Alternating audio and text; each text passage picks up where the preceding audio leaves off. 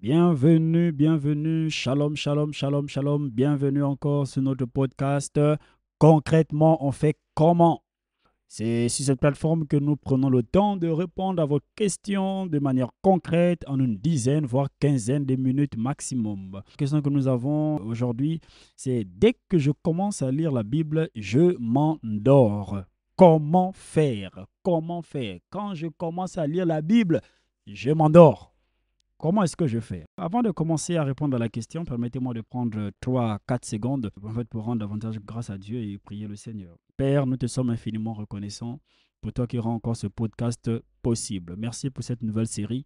Merci pour cette question qui a été posée. Accorde-nous la grâce, inspire-nous afin de répondre à cette question pour la seule gloire de ton nom et que nous soyons tous ensemble bénis parce que c'est une question, c'est un sujet qui nous concerne tous.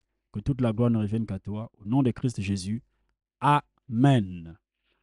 Alors, la question de notre bien-aimé, elle est assez pertinente parce qu'elle nous dit, lorsque je commence à lire la Bible, me voici en train de sommeiller. Lorsque je commence à lire la Bible, me voici en train de bâiller.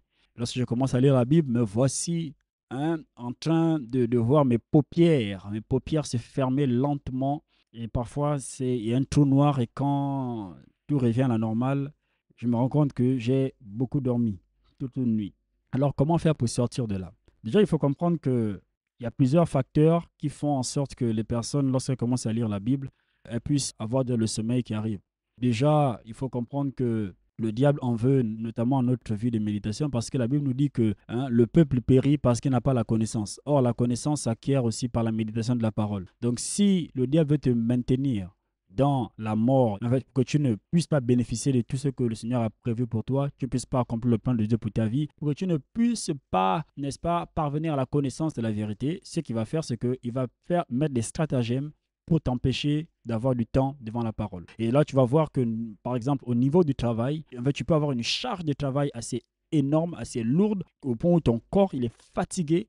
Et quand tu arrives la nuit, tu rentres pour dire que tu vas ouvrir ta Bible, c'est à partir de ce moment que tu vas commencer à somnoler parce que la fatigue de la journée a repris le dessus. Nous sommes des hommes et ce corps aussi, il se fatigue.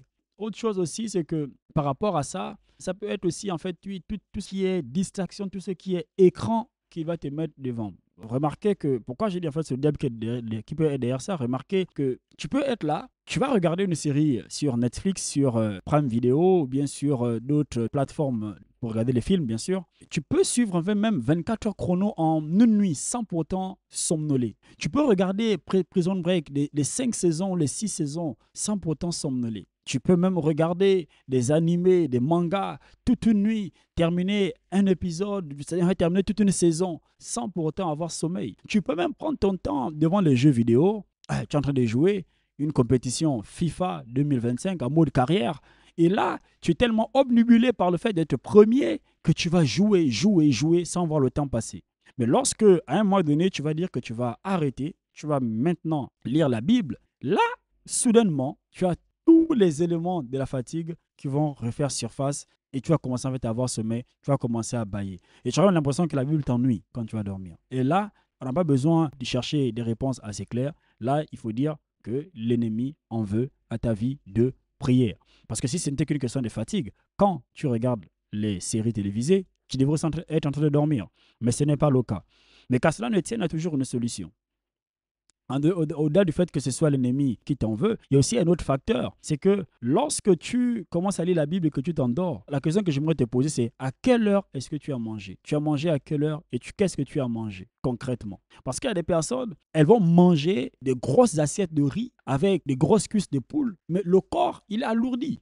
Et là, comme ça, le corps n'a qu'un seul désir, c'est vraiment de dormir, de se reposer. Et donc, si à ce moment précis, après avoir mangé toute une assiette de riz avec une grosse cuisse de poule, si à ce moment précis, tu ouvres la Bible, le corps ne suivra pas. Parce que là, ton corps serait lourd, tu serais vraiment, vraiment, vraiment alourdi. En plus de ça, il faut aussi regarder le genre d'activité que tu as eu à faire dans la semaine. Et là, je vais donner quelques clés pour sortir de là. Pourquoi est-ce que je m'endors? Première chose, on a dit, il y a aussi le diable qui en veut à ta vie de méditation. Pourquoi est-ce que je lis la Bible? C'est parce que aussi, il y a une hygiène de vie qui parfois ne correspond pas à ce que nous voulons faire, aux activités. Parfois ceci, la troisième chose, c'est une mauvaise méthodologie que nous employons. On n'arrive pas en fait à cerner à quel moment est-ce qu'on est en forme ou pas pour commencer à lire la Bible. l'une des réponses que je peux donner et que nous pouvons donner par la grâce de Dieu à cela, c'est que lorsque tu vois que tu es tout le temps fatigué quand tu dois lire la Bible et que tu t'endors facilement, change de méthode. La première méthode que tu peux faire, c'est plutôt que de méditer la nuit avant de dormir parce que tu es fatigué, alors je t'invite à te lever très tôt le matin et à méditer. Je connais un frère qui est zélé et ce frère, il a ici c'est Marseille. Bon, pour sa sécurité spirituelle, je n'ai pas que, voilà, en plus maintenant l'attaquer, je vais taire son nom. Mais c'est un frère qui a une discipline et j'ai dit, de tous les frères que j'ai vus, c'est l'un des frères qui a la plus grande discipline en matière de méditation de la parole. Lui, chaque matin, quand il était encore étudiant, doctorant, chaque matin, quand il s'est levé, il prenait le temps avant de sortir, il avait 30 minutes pour lire d'abord sa Bible. Et il le faisait systématiquement tous les jours. Vous voyez que parfois, à cause de la fatigue de la journée, tu peux ne pas avoir le temps de le faire la nuit, mais prends très tôt le matin. Réveille-toi le matin. Réveille-toi 1 heure avant.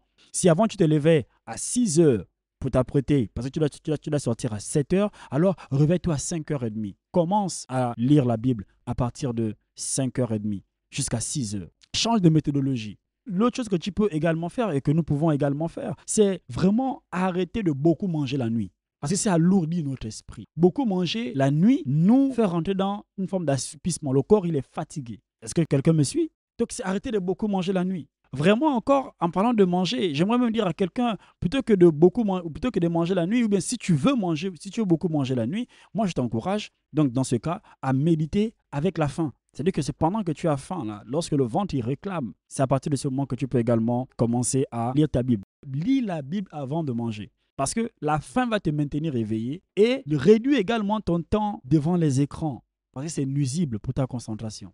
La lumière bleue, il faut réduire le temps devant les écrans. Parce qu'à un moment donné, les paupières sont tellement restées ouvertes que lorsque tu vas commencer à vouloir lire, elles vont vouloir se fermer toutes seules.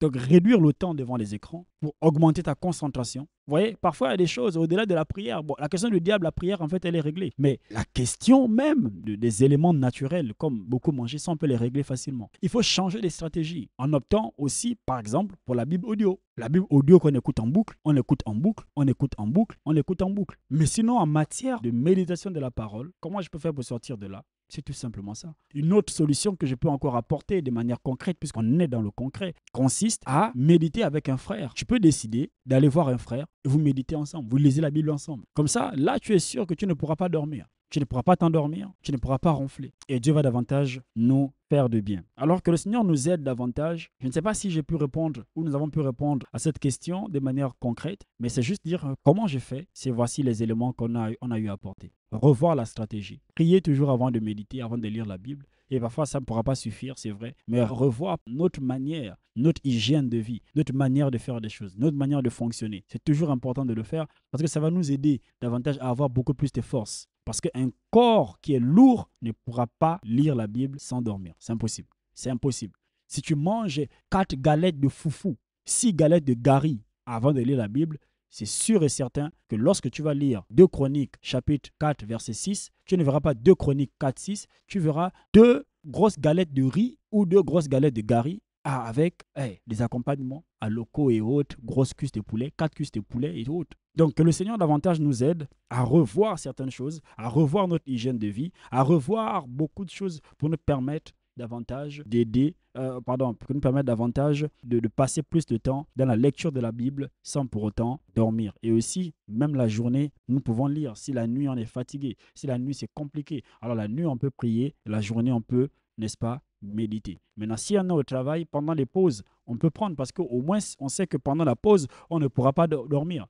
Donc, pendant la pause, on peut prendre 10 minutes de méditation, 10 minutes de lecture de la Bible, 10 minutes, 10 minutes, 10 minutes dans la journée, pendant la pause, au travail, pendant la pause, à l'école et dans ce que nous faisons, c'est largement suffisant. Dans le bus, on peut lire plutôt que de regarder les messages WhatsApp. Lorsqu'on part au travail dans le bus, on peut lire. Dans la voiture, on met la Bible en audio.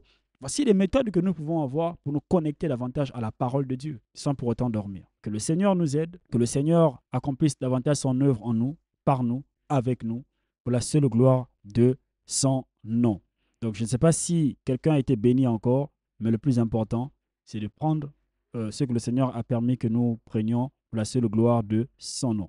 Au nom de Christ Jésus, nous avons prié. Amen. Alors, nous sommes arrivés au terme de notre podcast de ce jour. Je vous invite tout simplement à vous abonner massivement, à partager cela, Abonnez-vous pour ne pas rater un épisode. Abonnez-vous pour rester connecté à l'actualité des podcasts. Concrètement, on fait comment?